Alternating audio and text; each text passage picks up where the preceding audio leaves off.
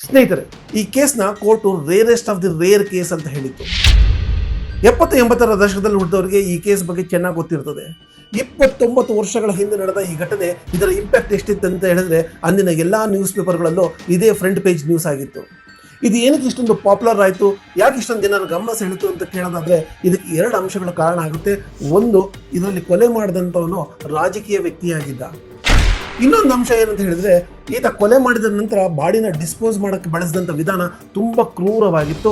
ಆದ್ದರಿಂದ ಈ ಕೇಸು ಎಲ್ಲರ ಜನರ ಗಮನ ಸೆಳೆದಿತ್ತು. ಅದೇ ಡೆಲ್ಲಿಯ ತಂದೂರ್ ಕಾಂಡ್ ಮರ್ಡರ್ ಕೇಸ್.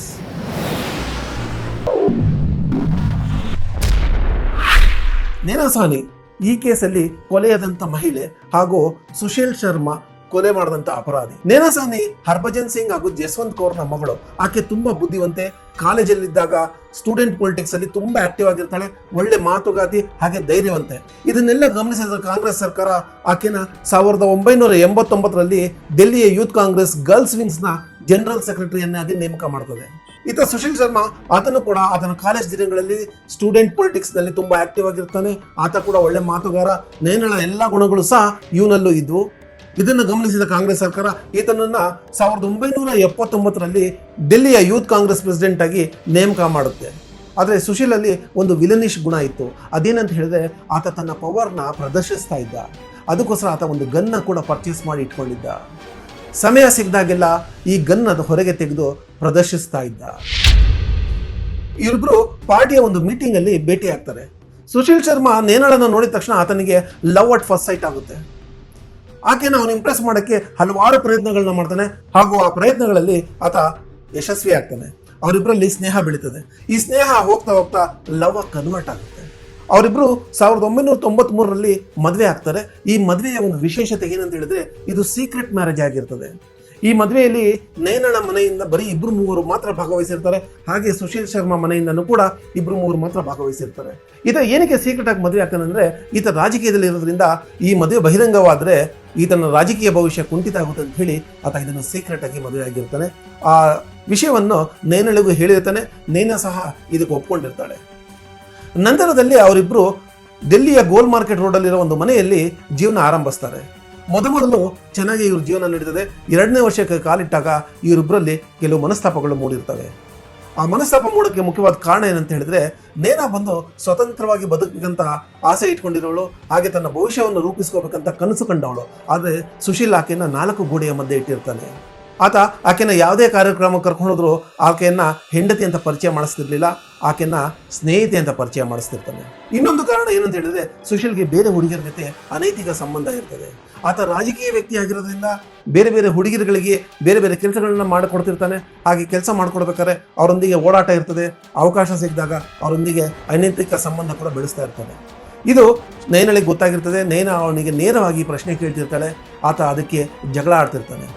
ಸುಶೀಲ್ ತಾನು ಏನು ಮಾಡಿದ್ರು ಕೇಳಬಾರ್ದು, ನೇನಾ ಮಾತ್ರ ಆತನನ್ನು ಪ್ರೀತಿಸ್ತಾ ಇರಬೇಕನ್ನೋದು ಅವನ ಉದ್ದೇಶ ಆಗಿರ್ತದೆ. ಹೀಗೆ ಇವರಿಬ್ಬರು ಜಗಳಗಳು ಮುಂದುವರಿತಾ ಹೋಗ್ತಿರ್ತವೆ. ಕೆಲವು ದಿನ ನೇನಳನ್ನ ಈತ ಬಂಧಿಸಿ ಕೂಡ ಇಟ್ಟಿರ್ತಾನೆ. ನಂತರ ದಿನಗಳಲ್ಲಿ ಈತ ಅವನ ಕೆಲಸವನ್ನು ಹೇಳಿರ್ತಾನೆ. ನೇನಳ ಮೇಲೆ ಕಣ್ಣಿಟ್ಟಿರೋದಕ್ಕೆ ಆಕೆ ಎಲ್ಲಿ ಹೋಗ್ತಾಳೆ, ಎಲ್ಲಿಗೆ ಬರ್ತಾಳೆ, ಯಾರೊಂದಿಗೆ ಮೀಟ್ ಮಾಡ್ತಾಳೆ ಅನ್ನೋದೆಲ್ಲ ವಿಷಯಗಳನ್ನ ಸುಶೀಲ್ ತಿಳ್ಕೊಳ್ತಾ ಇರ್ತಾನೆ. ಹೀಗಿರುವಾಗ ನೇನಾ ಒಂದು ದಿವಸ ಹೊರಗೋಗಿರ್ತಾಳೆ. ಅಲ್ಲಿ ಆಕೆಗೆ ಕಾಲೇಜ್ ಫ್ರೆಂಡ್ ಆದ ಮತ್ಲೂಬ್ ಕರೀಂ ಆಕಸ್ಮಿಕವಾಗಿ ಭೇಟಿ ಆಗ್ತಾನೆ. ನಂತರದಲ್ಲಿ ಅವರಿಬ್ಬರು ಭೇಟಿಗಳು ಹಾಗೆ ಮುಂದುವರಿತಾ ಹೋಗ್ತವೆ. ನೇನಾ ಆತನೊಂದಿಗೆ ಫೋನಲ್ಲಿ ಕೂಡ ಮಾತಾಡ್ತಾ ಇರ್ತಾಳೆ.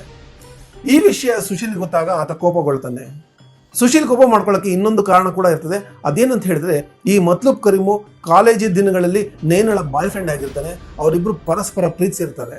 ಈ ಪ್ರೀತಿಗೆ ನೇನಳ ಮನೆಯಲ್ಲಿ ಒಪ್ಪಿಗೆ ಸಿಕ್ಕಿರಲ್ಲ. ಕಾರಣ ಏನಂತ ಹೇಳಿದ್ರೆ, ಮತ್ಲೂಬ್ ಕರೀಮು ಮುಸ್ಲಿಂ ಅವನು. ಹಾಗಾಗಿ ಅವರಿಬ್ಬರು ಬೇರೆ ಬೇರೆ ಆಗಿರ್ತಾರೆ. ಆದರೆ ಅವರಿಬ್ಬರಲ್ಲಿ ಸ್ನೇಹ ಆಗಿ ಉಳ್ಕೊಂಡಿರ್ತದೆ. ಈಗ ಇವರಿಬ್ಬರು ಭೇಟಿ ಮಾಡ್ತಿರೋದನ್ನ ಸುಶೀಲ್ ಅವರಿಬ್ಬರಲ್ಲಿ ಮತ್ತೆ ಅಫೇರ್ ಸ್ಟಾರ್ಟ್ ಆಗಿದೆ ಅಂತ ಹೇಳಿ ಅಪಾರ್ಥ ಮಾಡ್ಕೊಂಡಿರ್ತಾನೆ. ಆದರೆ ನೇನಳ ಮೈಂಡಲ್ಲಿ ಬೇರೆನೋ ಒಂದು ಪ್ಲಾನ್ ರನ್ ಆಗ್ತಾ ಇರ್ತದೆ. ಅದೇನಂತ ಹೇಳಿದ್ರೆ, ಸುಶೀಲ್ನಿಂದ ದೂರ ಆಗಿ ಆಕೆ ಆಸ್ಟ್ರೇಲಿಯಾಗೆ ಹೋಗಿ ಎಕ್ಸ್ಪೋರ್ಟ್ ಬಿಸ್ನೆಸ್ ಸ್ಟಾರ್ಟ್ ಮಾಡ್ಬೇಕಂತ ಅವಳು ಪ್ಲಾನ್ ಮಾಡ್ತಿರ್ತಾಳೆ. ಆ ಬಿಸ್ನೆಸ್ಗೋಸ್ಕರನೇ ಅವಳು ಮತ್ಲೂಬ್ ಕರೀಂನ ಮೀಟ್ ಆಗೋದು, ಫೋನ್ನಲ್ಲಿ ಮಾತಾಡೋದೆಲ್ಲ ಮಾಡ್ತಿರ್ತಾಳೆ ಆತನ ಸಹಾಯಕ್ಕಾಗಿ. ಸುಶೀಲ್ಗೊಂದು ಕೆಟ್ಟ ಅಭ್ಯಾಸ ಇರ್ತದೆ. ಆತ ದಿನವೂ ಮನೆಗೆ ಬಂದ ತಕ್ಷಣ ಆತ ಆ ಲ್ಯಾಂಡ್ಲೈನ್ ಫೋನ್ ತೆಗೆದು ಅದರಲ್ಲಿ ರೀಡೇಲ್ ಮಾಡ್ತಿರ್ತಾನೆ. ಅದೇನಕ್ಕೆ ಅಂತ ಹೇಳಿದ್ರೆ, ಆಕೆ ಯಾರೊಂದಿಗೆ ಮಾತಾಡಿದಳಂತ ತಿಳ್ಕೊಳ್ಳೋದಕ್ಕೆ ಅವನು ಹಾಗೆ ಮಾಡ್ತಾ ಇರ್ತಾನೆ. ಜುಲೈ 2ನೇ ತಾರೀಕು 1995 ಆ ದಿನ ನೇನಾ ಮತ್ಲೂಬ್ನೊಂದಿಗೆ ಲ್ಯಾಂಡ್ಲೈನ್ ಫೋನಿಂದ ಮಾತಾಡ್ತಾ ಇರ್ತಾಳೆ. ಸೊ ಅದೇ ಸಮಯಕ್ಕೆ ಸುಶೀಲ್ ಅಲ್ಲಿಗೆ ಬರ್ತಾನೆ. ಸುಶೀಲ್ ಬಂದ ತಕ್ಷಣ ನೇನಾ ಲ್ಯಾಂಡ್ಲೈನ್ ಫೋನ್ನ ಕಟ್ ಮಾಡಿ ಆಕೆ ಬೇರೊಂದು ರೂಮ್ಗೆ ಹೊರಟು ಬಿಡ್ತಾಳೆ. ಆಕೆ ಹೋದ ತಕ್ಷಣ ಸುಶೀಲ್ ಆ ಫೋನ್ ರಿಸೀವರ್ ತೆಗೆದು ರೀಡೈಲ್ ಮಾಡ್ತಾನೆ. ಆ ಕಡೆಯಿಂದ ಮತ್ಲೂಬ್ ಕರೀಂ ಧ್ವನಿ ಕೇಳ್ತದೆ. ಆತ ಇಮಿಡಿಯೇಟಿಗೆ ಕಾಲ್ ಕಟ್ ಮಾಡಿ ನೇನಳ ಇದ್ದಂಥ ರೂಮಿಗೆ ಬರ್ತಾನೆ. ಆಕೆಯೊಂದಿಗೆ ಜಗಳ ಮಾಡ್ತಾನೆ. ಆ ದಿನ ನೇನಾ ಕೂಡ ಅವನಿಗೆ ಮಾತಿಗೆ ಮಾತು ಎದುರುತ್ತರ ಕೊಡ್ತಾಳೆ. ಸೊ ಒಂದು ಸಂದರ್ಭದಲ್ಲಿ ಆತ ತನ್ನ ಕಂಟ್ರೋಲ್ನ ಕಳ್ಕೊಂಡು ತನ್ನ ಬಳಿ ಇದ್ದ ಒಂದು ಗನ್ನು ತೆಗೆದು ಆಕೆ ಮೇಲೆ 3 ರೌಂಡ್ ಫೈರ್ ಮಾಡ್ತಾನೆ. ಒಂದು ಬುಲೆಟ್ ಆಕೆಯ ತಲೆಗೆ ಶೂಟ್ ಆಗುತ್ತೆ, ಇನ್ನೊಂದು ಆಕೆಯ ಕುತ್ತಿಗೆಯನ್ನು ಸೀಳಿದ್ರೆ, ಮೂರನೆಯದು ಮಿಸ್ಫೈರ್ ಆಗಿ ಎಸಿಗೆ ಶೂಟ್ ಆಗುತ್ತೆ. ವಾಸ್ತವಕ್ಕೆ ಬಂದ ಸುಶೀಲ್ ಶರ್ಮಾ ಈಗ ಆಕೆಯ ಬಾಡಿಯನ್ನು ಡಿಸ್ಪೋಸ್ ಮಾಡೋದಕ್ಕೆ ಒಂದು ಪ್ಲಾನ್ ಮಾಡ್ತಾನೆ. ಆತ ಇಮಿಡಿಯೇಟ್ ಆಗಿ ಅಲ್ಲಿದ್ದಂಥ ಒಂದು ಬೆಡ್ಶೀಟ್ ಮತ್ತು ಕವರಿಂದ ಆಕೆಯ ಬಾಡಿಯನ್ನು ರ್ಯಾಪ್ ಮಾಡಿ ಆತನ ಕಾರಿನ ಡಿಕ್ಕಿಯಲ್ಲಿ ಹಾಕೊಂಡು ಸೀದಾ ಯಮುನಾ ನದಿಯ ಫ್ಲೈಓವರ್ ಮೇಲೆ ಬರ್ತಾನೆ. ಆತನ ಪ್ಲಾನ್ ಏನಾಗಿರುತ್ತೆ ಅಂದರೆ ಆ ಫ್ಲೈಓವರ್ ಮೇಲಿಂದ ನೇನಳ ಬಾಡಿನ ಯಮುನಾ ರಿವರ್ಗೆ ಹಾಕ್ಬಿಡೋದು ಅನ್ನೋದು ಒಂದು ಪ್ಲಾನ್ ಆಗಿರ್ತದೆ. ಆಗ ಸಮಯ 9:30 ಆಗಿರ್ತದೆ. ಇನ್ನೂ ಆ ರಸ್ತೆಯಲ್ಲಿ ವಾಹನಗಳ ಓಡಾಟ ಹಾಗೆ ಇರ್ತದೆ. ಆತ ಆಕೆಯ ಬಾಡಿಯನ್ನು ಆ ರೀತಿಯಾಗಿ ಹಾಕಬೇಕಾದ್ರೆ ಆತನನ್ನು ಯಾರಾದರೂ ಗುರುತಿಸ್ತಾರೆ ಅಂತ ಭಯಪಟ್ಟು ಆ ಪ್ಲ್ಯಾನ್ನ ಚೇಂಜ್ ಮಾಡಿ ಅಲ್ಲಿಂದ ಸೀದಾ ಅವನು ಭಾಗಿಯ ರೆಸ್ಟೋರೆಂಟ್ಗೆ ಬರ್ತಾನೆ. ಈ ಭಾಗಿಯ ರೆಸ್ಟೋರೆಂಟು ಸುಶೀಲ್ ಹಾಗೂ ಆತನ ಫ್ರೆಂಡ್ನ ಮಾಲೀಕತ್ವದಲ್ಲಿರ್ತದೆ. ಆತ ಅಲ್ಲಿ ಬಂದಾಗ ರಾತ್ರಿ 10:15 ಆಗಿರ್ತದೆ. ಹೋಟೆಲಿನಲ್ಲಿ ಇನ್ನೂ ಕಸ್ಟಮರ್ಸ್ ಇರ್ತಾರೆ. ಅಲ್ಲಿಗೆ ಬಂದ ಸುಶೀಲ್ ಹೋಟೆಲ್ನ ಮ್ಯಾನೇಜರ್ ಕೇಶವ ಕುಮಾರ್ನ ಮೀಟ್ ಮಾಡಿ ಅಲ್ಲಿದ್ದಂಥ ಕಸ್ಟಮರ್ ಹಾಗೂ ಹೋಟೆಲ್ ಸಿಬ್ಬಂದಿನ ಕಳ್ಸಕ್ಕೆ ಹೇಳ್ತಾನೆ. ಸೊ ಅವನ ಮಾತಿನಂತೆ ಕೇಶವ ಕುಮಾರು ಅಲ್ಲಿದ್ದಂಥ ಕಸ್ಟಮರ್ ಹಾಗೂ ಸಿಬ್ಬಂದಿನ ಕೆಲವೇ ನಿಮಿಷಗಳಲ್ಲಿ ಕಳಿಸ್ಬಿಡ್ತಾನೆ. ಆ ನಂತರ ಸುಶೀಲ್ ನಡೆದ ಘಟನೆಯನ್ನು ಕೇಶವ ಕುಮಾರ್ಗೆ ಹೇಳ್ತಾನೆ. ಹಾಗೆ ಆ ನಯನಳ ಬಾಡಿಯನ್ನು ಡಿಸ್ಪೋಸ್ ಮಾಡೋದಕ್ಕೆ ಅವನಿಂದ ಸಹಾಯ ಕೇಳ್ತಾನೆ. ಮೊದಲು ಗಾಬರಿಯಾದ ಸುಶೀಲ್ ನಂತರ ಸುಶೀಲ್ನ ಒತ್ತಡಕ್ಕೆ ಮಣಿದು ಆ ಬಾಡಿಯನ್ನು ಡಿಸ್ಪೋಸ್ ಮಾಡೋದಕ್ಕೆ ಸಹಾಯ ಮಾಡೋಕ್ಕೆ ಒಪ್ಕೊಳ್ತಾನೆ. ಕೆಲವೇ ನಿಮಿಷಗಳಲ್ಲಿ ಇವರಿಬ್ಬರು ಸೇರಿಕೊಂಡು ಒಂದು ಪ್ಲಾನ್ ರೆಡಿ ಮಾಡ್ತಾರೆ. ಅದೇನಂತ ಹೇಳಿದ್ರೆ ನೇನಳ ಬಾಡಿನ ತಂದೂರು ಒಲೆಯಲ್ಲಿ ಹಾಕಿ ಸುಟ್ಟು ಬಿಡೋದು ಅಂತ. ತಂದೂರಿ ಒಲೆ ಅಂತ ಹೇಳಿದ್ರೆ ರೊಟ್ಟಿ ಮತ್ತು ಮಾಂಸವನ್ನು ಬೇಯಿಸೋಕ್ಕೆ ಈ ಒಲೆಯನ್ನು ಬಳಸ್ತಾರೆ. ಇದು ಸಾಮಾನ್ಯವಾಗಿ ನಾರ್ತ್ ಇಂಡಿಯನ್ ಹೋಟೆಲ್ಸ್ಗಳಲ್ಲಿ ಇರ್ತವೆ. ಇದು ಹೋಟೆಲಿನ ಹಿತ್ತಲ್ಲಿ ಇಟ್ಟಿರ್ತಾರೆ ಈ ಒಲೆನ. ಯಾಕಂತ ಹೇಳಿದ್ರೆ ಇದರಿಂದ ಹೊಗೆ ತುಂಬಿಕೊಳ್ಳುವಂಥ ಒಂದು ಸಂಭವ ಜಾಸ್ತಿ ಇರೋದ್ರಿಂದ ಇದನ್ನು ಓಪನ್ ಪ್ಲೇಸಲ್ಲೇ ಜಾಸ್ತಿ ಇಟ್ಟಿರ್ತಾರೆ. ಹಾಗಾಗಿ ಎಲ್ಲ ಹೋಟೆಲ್ಗಳಲ್ಲೂ ಇದು ಹಿತ್ತಲ ಕಡೆನೇ ಇರ್ತದೆ. ಈ ಹೋಟೆಲಲ್ಲೂ ಕೂಡ ಇದು ಹಿತ್ತಲ ಕಡೆನೇ ಇರ್ತದೆ, ಓಪನ್ ಪ್ಲೇಸಲ್ಲಿ. ಸೊ ಕೆಲವೇ ನಿಮಿಷಗಳಲ್ಲಿ ಇವರು ನೇನಳ ಬಾಡಿನ ಆ ತಂದೂರು ಒಲೆಯ ಹತ್ರ ತಗೋಬರ್ತಾರೆ. ಇಲ್ಲಿ ಒಂದು ಪ್ರಾಬ್ಲಮ್ ಇರ್ತದೆ. ಅದೇನಂತ ಹೇಳಿದ್ರೆ ನೇನಳ ಬಾಡಿ ಆ ತಂದೂರು ಒಲೆಯಲ್ಲಿ ಇಳಿಸ್ತಾ ಇರೋದಿಲ್ಲ. ಆ ತಂದೂರು ಒಲೆಯ ಮುಖಭಾಗ ಏನು ಓಪನಿಂಗ್ ಇರ್ತದೆ ಅದು ತುಂಬ ಚಿಕ್ಕದಿರ್ತದೆ. ಆಗ ಸುಶೀಲ್ ಶರ್ಮಾ ಹೋಟೆಲಲ್ಲಿದ್ದಂಥ ಒಂದು ಮಾಂಸ ಕತ್ತರಿಸುವ ಮಚ್ಚನ್ನು ತಗೊಂಬಂದು ನೇನಳ ಬಾಡಿಯನ್ನು ತುಂಡು ತುಂಡಾಗಿ ಕತ್ತರಿಸಿ ಆ ತಂದೂರು ಒಲೆಯಲ್ಲಿ ತುಂಬುತ್ತಾನೆ. ಅದರ ಜೊತೆಗೆ ಕೆಲವೊಂದು ವೇಸ್ಟ್ ಪೇಪರ್ಗಳು ಹಾಗೂ ಕಾರ್ಡ್ಬೋರ್ಡ್ ಶೀಟ್ಗಳನ್ನು ಹಾಕ್ತಾನೆ. ಅದರ ಜೊತೆಗೆ ಅಲ್ಲಿದ್ದಂಥ ಒಂದು ಬೆಣ್ಣೆಯ ಪ್ಯಾಕೆಟನ್ನು ಕಟ್ ಮಾಡಿ ಅದಕ್ಕೆ ಸುರಿತಾನೆ. ಆ ನಂತರ ಬೆಂಕಿ ಹಚ್ಚಿಸ್ತಾನೆ. ಬೆಣ್ಣೆ ಹಾಕಿರೋದ್ರಿಂದ ಉರಿ ಬೇಗ ಹಚ್ಕೊಳ್ತದೆ. ಹಾಗೆ ತಂದೂರಿ ಒಲೆಯ ಮುಖದಿಂದ ಒಂದು 2-3 ಅಡಿ ಮೇಲಕ್ಕೆ ಉರಿ ಬರ್ತಾ ಇರ್ತದೆ.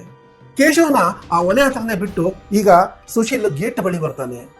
ತಮ್ಮನ್ನು ಯಾರಾದರೂ ನೋಡ್ತಿದ್ದಾರಾ ಏನು ಅಂತ ಚೆಕ್ ಮಾಡೋದಕ್ಕೆ ಅಲ್ಲಿಗೆ ಬರ್ತಾನೆ. ಅದೇ ಸಮಯಕ್ಕೆ ಆ ರಸ್ತೆಯಲ್ಲಿ ಗಸ್ತಿನಲ್ಲಿದ್ದಂಥ ಪೊಲೀಸರಾದ ಅಬ್ದುಲ್ ಮತ್ತು ಚೆಂಡೇರ್ ಪಾಲಲ್ಲಿ ಬರ್ತಾರೆ. ಅವ್ರಿಗೂ ಕೂಡ ಆ ಬೆಂಕಿ ಕಾಣಿಸುತ್ತೆ. ಅವರು ಹೋಟೆಲಿನ ಗೇಟ್ ಬಳಿ ಬಂದಾಗ ಅಲ್ಲಿ ಸುಶೀಲ್ ಸಿಗ್ತಾನೆ. ಸುಶೀಲಿಗೆ ಅವ್ರು ಕೇಳ್ತಾರೆ ಏನಿದು ಬೆಂಕಿ ಅಂತ. ಆಗ ಸುಶೀಲ್ ಹೇಳ್ತಾನೆ ಪಾರ್ಟಿಯ ಹಳೆ ಪೋಸ್ಟರ್ಗಳನ್ನ ಸುಡ್ತಾ ಇದ್ದೀವಿ ಅಂತ ಹೇಳ್ತಾರೆ. ಸರಿ, ಅವರು ಆ ಬೆಂಕಿಯನ್ನು ಬೇಗ ಕಂಟ್ರೋಲ್ ಮಾಡಿ ಅಂತ ಹೇಳಿ ಒಂದು ಚಿಕ್ಕದಾಗಿ ವಾರ್ನ್ ಮಾಡಿ ಅಲ್ಲಿಂದ ಹೊರಟು ಬಿಡ್ತಾರೆ. ಆಗ ಸುಶೀಲ್ ಮತ್ತೆ ಗೇಟ್ನ ಲಾಕ್ ಮಾಡಿ ಮತ್ತೆ ತಂದೂರಿ ಒಲೆ ಬೆಳೆ ಬರ್ತಾನೆ. ಆತ ಈ ಪ್ರೋಸೆಸ್ನ ಆದಷ್ಟು ಬೇಗ ಮುಗಿಸೋಕ್ಕೆ ಇನ್ನಷ್ಟು ಪೇಪರ್ಗಳನ್ನ ಹಾಕಿ ಒಂದು 2-3 ಪ್ಯಾಕೆಟ್ ಬೆಣ್ಣೆಯನ್ನು ಮತ್ತೆ ಸುರಿತಾನೆ. ಯಾವಾಗ 2-3 ಪ್ಯಾಕೆಟ್ ಬೆಣ್ಣೆಯನ್ನು ಸುರಿತಾನೋ ಆ ಬೆಂಕಿ ಇನ್ನೂ ಒಂದು 2-3 ಅಡಿ ಜಾಸ್ತಿ ಎತ್ತರಕ್ಕೆ ಬರ್ತಾ ಇರ್ತದೆ. ಸೊ ಅದೇ ಸಮಯದಲ್ಲಿ ಹೋಟೆಲಿನ ಹೊರಗೆ ಒಂದು ಫುಟ್ಪಾತಲ್ಲಿ ಮಲಗಿದ್ದಂಥ ಒಂದು ತರಕಾರಿ ಮಾರುವ ಮಹಿಳೆ, ಆಕೆಯ ಹೆಸರು ಅನಾರು ಅಂತ. ಆಕೆಗೆ ಎಚ್ಚರ ಆಗುತ್ತೆ.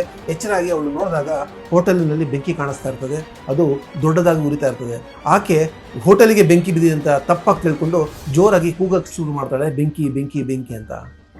ಸೊ ಆಗ ಮತ್ತೆ ಈ ಗಸ್ತಿನಲ್ಲಿದ್ದಂಥ ಪೊಲೀಸರಾದ ಅಬ್ದುಲ್ಲು ಮತ್ತು ಚೆಂಡೇರ್ ಪಾಲು ಓಡಿ ಅಲ್ಲಿಗೆ ಬರ್ತಾರೆ. ಅಲ್ಲಿ ಬಂದಾಗ ಆ ಗೇಟಲ್ಲಿ ಈಗ ಸುಶೀಲ್ ಕಾಣೋದಿಲ್ಲ ಅವರಿಗೆ. ಸೊ ಅಬ್ದುಲ್ ಇಮಿಡಿಯೇಟ್ ಆಗಿ ತನ್ನ ವಾಕಿ ಟಾಕಿಯಿಂದ ಪೊಲೀಸ್ ಸ್ಟೇಷನ್ಗೆ ಇನ್ಫಾರ್ಮ್ ಮಾಡ್ತಾನೆ. ಆತ ಹೋಟೆಲಿನ ಹಿಂದಿನ ಕಾಂಪೌಂಡಿಂದ ಜಂಪ್ ಮಾಡಿ ಒಳಗೆ ಬರ್ತಾನೆ. ಒಳಗೆ ಬಂದಾಗ ತಂದೂರು ಒಲೆಯ ಹತ್ರ ಕೇಶವ ಕುಮಾರ್ ನಿಂತು ಪೇಪರ್ಗಳನ್ನ ಹಾಕ್ತಿರ್ತಾನೆ. ಅಲ್ಲಿ ಬಂದ ಅಬ್ದುಲ್ಲಾ ಕೇಶವನ್ನ ಕೇಳ್ತಾನೆ ಏನು ಸುಡ್ತಾ ಇದೆಯಾ ಅಂತ. ಆಗ ಕೇಶವ್ ಸುಶೀಲ್ ಹೇಳಿದಾಗೆ ಪಾರ್ಟಿಯ ಪೋಸ್ಟರ್ಗಳನ್ನ ಸುಡ್ತಾ ಇದ್ದೀವಿ ಅಂತ ಹೇಳ್ತಾನೆ. ಆದರೆ ಅಬ್ದುಲ್ಗೆ ಒಂದು ಕೆಟ್ಟ ವಾಸನೆ ಅಲ್ಲಿ ಬರ್ತಾ ಇರ್ತದೆ. ಅದು ಮಾಂಸ ಸುಟ್ಟ ವಾಸನೆ ಆಗಿರ್ತದೆ.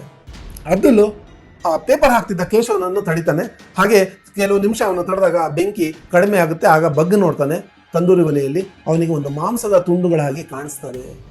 ಸೊ ಆತ ಕೇಶವ್ ಕೇಳ್ತಾನೆ ಏನಿದು ಅಂತ ಕೇಳಿದಾಗ ಕೇಶವ್ ಆ ಕುರಿಯನ್ನು ಸುಡ್ತಾ ಇದ್ದೀನಿ ಅಂತ ಹೇಳ್ತಾನೆ. ಇದನ್ನೆಲ್ಲ ಸುಶೀಲ್ ದೂರದಲ್ಲಿ ಬಚ್ಚಿಟ್ಕೊಂಡು ನೋಡ್ತಾ ಇರ್ತಾನೆ. ಸೊ ಅದೇ ಸಮಯಕ್ಕೆ ಅಬ್ದುಲ್ಲಾ ಫೋನ್ ಮಾಡಿದಂಥ ಪೊಲೀಸ್ ಸ್ಟೇಷನಿಂದ ಇನ್ನಷ್ಟು ಪೊಲೀಸರು ಅಲ್ಲಿಗೆ ಬರ್ತಾರೆ. ಯಾವಾಗ ಇನ್ನಷ್ಟು ಪೊಲೀಸರು ಅಲ್ಲಿ ಬರ್ತಾರೋ ಬಚ್ಚಿಟ್ಟುಕೊಂಡು ನೋಡ್ತಿದ್ದಂಥ ಸುಶೀಲ್ ಅಲ್ಲಿಂದ ಪರಾರಿಯಾಗಿಬಿಡ್ತಾನೆ. ಅಲ್ಲಿಗೆ ಬಂದ ಪೊಲೀಸರು ಪೂರ್ತಿಯಾಗಿ ಆ ಬೆಂಕಿಯನ್ನು ನಿಂದಿಸಿ ಒಳಗಿದ್ದಂಥ ಮಾಂಸದ ತುಂಡುಗಳನ್ನ ಆಚೆ ತೆಗಿತಾರೆ. ಆಚೆ ತೆಗೆದಾಗ ಎಲ್ಲರೂ ಗಾಬರಿ ಆಗ್ತಾರೆ. ಅದು ಕೂಲಿ ಆಗಿರಲ್ಲ, ಒಂದಷ್ಟು ಮನುಷ್ಯನನ್ನು ಹೋಲುವಂಥ ಕೆಲವು ಸುಳಿಗಳು ಮಾತ್ರ ಅಲ್ಲಿ ಸಿಗ್ತಾ ಇರ್ತವೆ. ಆಗ ಅಲ್ಲಿದ್ದಂಥ ಪೊಲೀಸರು ಕೇಶವನ್ ಕೇಳ್ತಾರೆ ಏನಿದು ಅಂತ ಕೇಳ್ತಾರೆ.